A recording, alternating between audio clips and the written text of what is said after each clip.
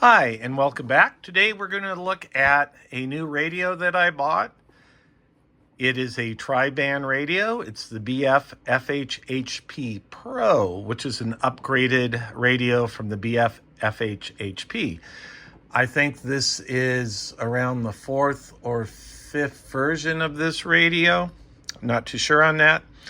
But normally I don't do an unboxing, but I found the packaging very different from the other Baofeng radios I purchased in the past. Looking at it here, I'll show you what kind of stood out. I haven't seen this on any of the other boxes. It says package and product designed in USA, made in China. And then I went ahead and went to their website and saw that this radio is designed and put together in Arlington, South Dakota. And I don't remember ever seeing that before. And then a couple other things that stood out to me were a couple of Bible verses on the box. Kind of reminds me of In-N-Out Burger. If you turn over one of their cups, you'll see a Bible verse on it. All right, let's look at the radio, the packaging. Very similar to the other radios that I've gotten. So you have your radio, you have the battery, the two antennas. I believe this antenna is probably for the 2 meter and the 70 centimeter, and this would be for the 1.25 meter. Like I said, it's a tri-band radio. Okay, you have the cheap little headset there. I've never used that before. We have a clip that we'll put on. We have the charger, the wristband. Oh, and it comes with the USB-C charger. And looking at this, let's see if it's similar. Looks like the same charger that came with my K5 Plus radio, which it is. I just verified that. So I think what we'll do is put the radio together, charge it, and then take a look at it. All right, the radio is now fully charged. Took about 2.5 hours out of the box to get a fully charged battery. All right, when I slid the battery in, I was going to show this to you. I saw a video where someone, or it was in a forum, I don't remember what, but they said they had trouble seating the battery in this, but I had no problems. It slid in nice and easy, and everything looks aligned correctly. Same goes with the front of the radio. No scuff marks, and the plastic is nice and clean. Everything looks aligned right. We can go ahead and pull off the protective film. And screen LCD in there looks aligned correctly too. Build quality looks really nice. Now the radio comes with two antennas, and this is where I did find kind of confusing in the manual. I know I said it was pretty straightforward, but if you look in the manual, it shows you what it comes with. It says two antennas, and it shows a diagram down here. It says one is the preferred 144, 440 megahertz. So that would be the 2 meter and 70 centimeter band. And then the other one says a V21 flex antenna, preferred wideband receiver antenna. The longer antenna, zoom back out, the longer antenna is going to be the antenna you use for 2 meters and 70 centimeters. And then the shorter one is going to be the one you use for monitoring aircraft and the 1.25 meter band. Okay, here's what confused me. I have the K5 Plus radio here. And the 1.25 meter antenna that comes with this radio looks almost identical to the 2 meter 70 centimeter radio. So that kind of confused me. But if you compare them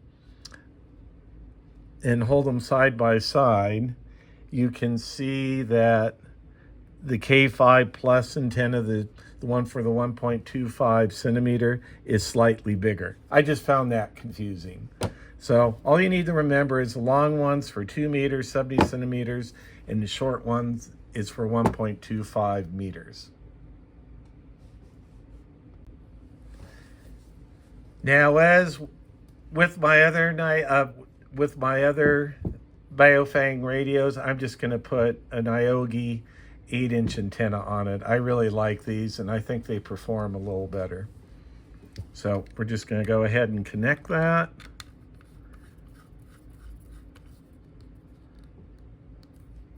And we are good to go. So let's go ahead and we'll move this light a little bit out of the way and turn it on.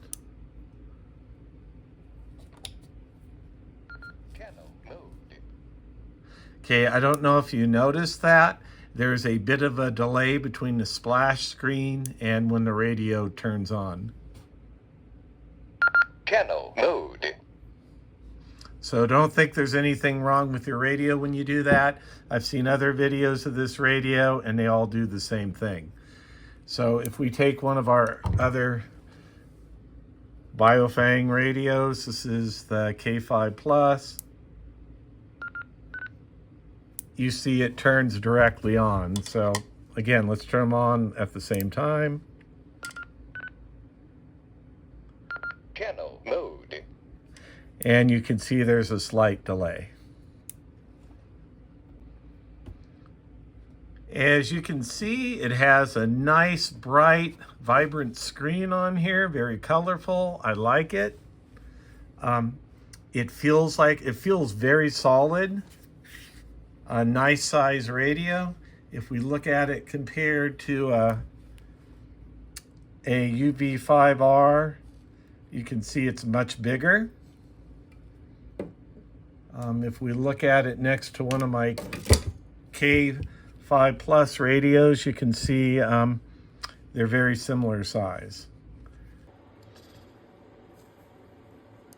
All right, I had problems with my data cable here. I had fairly recently updated to Windows 11, and I found out that most of the cables on the market won't work with Windows 11, and it's because I think it's the company Prolific, and they make the chip that goes in here that needs to have software downloaded on Windows to work. And the chip is the PL2303TA. And I guess from what I read, there were a lot of counterfeit chips out there. Most of the cables are counter chips. So the manufacturer of this didn't release any more updates for Windows, so it won't work on Windows 11 because there's no driver for it, which I think is kind of bad for the company to do that. So what I did is I went, and BTECH sells a chip, or not a chip, but sells a new cable that doesn't need the driver. And what I mean by that, there's no driver you have to download, and it should just be plug and play. So we're going to try that and see if it works. One more note on the old cable. I did find a way to get a legacy driver in to make it work, but it took me a while to figure it out. And this morning I woke up and tried to run my computer, and my sound didn't work, my microphone didn't work. And so I thought, well, I'll just do a system restore, and my system restore was locked out. So I think I had downloaded a virus in the process of trying to find it. So I spent most of the day today reloading Windows 11 on my computer, so I wasn't very happy. And also a lot of my files didn't back up that I thought did, so I lost a lot of work. So I was pretty upset over that, but I moved on. All right, I got the radio plugged in, got a green light. I heard it accept the cable. You can see that the port popped up, so Windows recognized it. I had tried it before and it wouldn't work, and then I went back and read the instructions. So if that happens to you, make sure that you have this pushed in all the way into the radio, the connection. It suggested wet your fingers and wet the tips of the plugs, which I did, and it worked. Now, I was able to program the radio with the other cable. Remember, I said I got it to work, but I also loaded a virus on my computer. So let's go ahead and launch this, and I'll show you how to connect it. And like I said, I had already programmed it. So let's go ahead. Read data from radio. You hit start.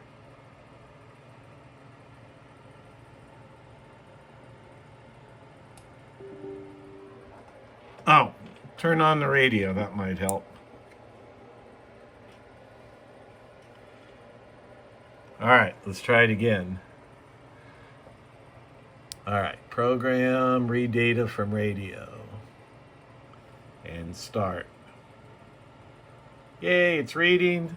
Radio show that the program's running, and look how fast it is, much faster than Chirp.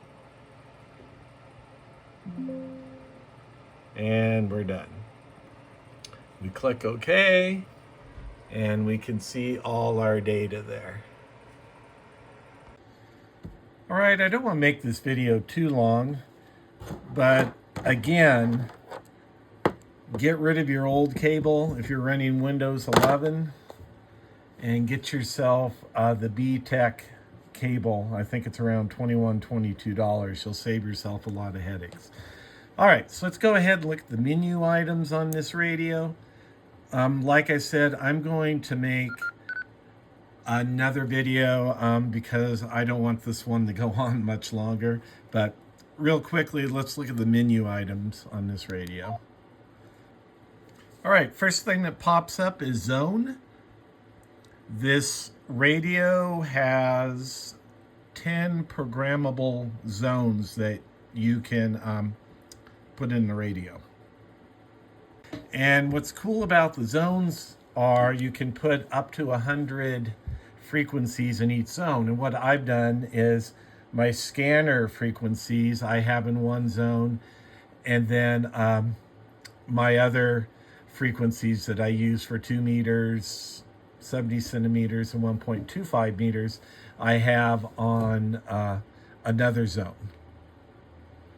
All right, let's go ahead and keep looking here. There's a scan function. All right, the one I like on here is scan mode. And if we look at that, you can do it by time, carrier, and search. When you do time, what it will do, the scanner stops when it detects a signal and resumes scanning after a present timeout. Carrier operation. The scanner stops when it detects a signal and resumes scanning after the signal disappears. And on search, let me look in my book real quick. I don't remember that. The scanner stops when it detects a signal. To resume scanning, press and hold the key again.